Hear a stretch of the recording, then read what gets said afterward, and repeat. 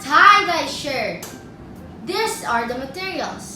The t-shirt, the rubber band, the plastic, 3 glasses of water, 3 food coloring, green, red, yellow, vinegar, and plastic container.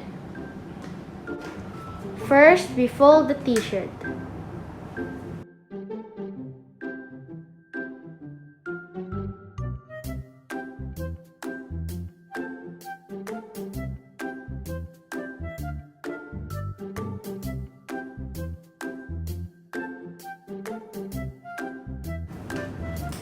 Then we put the rubber band.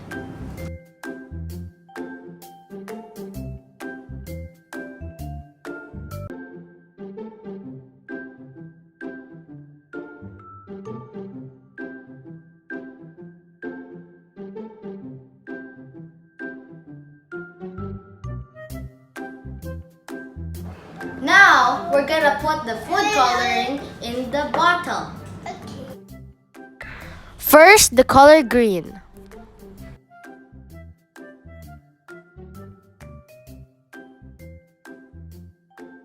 Now, the color red.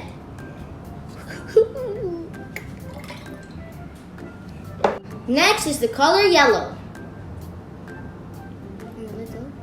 Okay, enough. Oh look, it looks like orange. Let's put the vinegar! Let's put the t-shirt in the vinegar.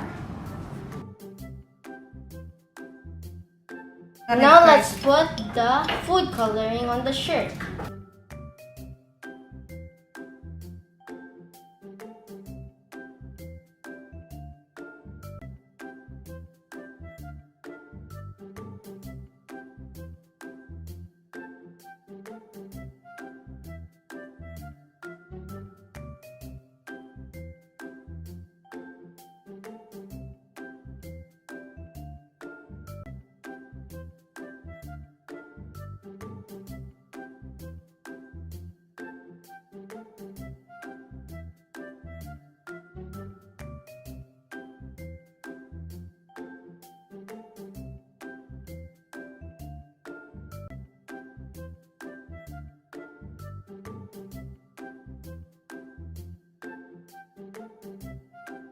Now, let's put the t-shirt in the plastic for 8 hours or more.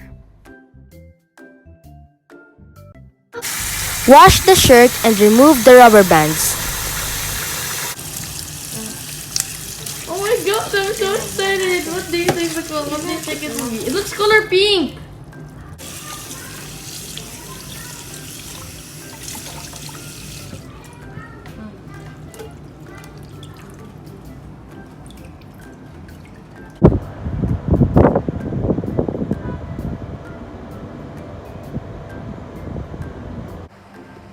Hey guys, this is the final result of our tie-dye shirt. Back muna back.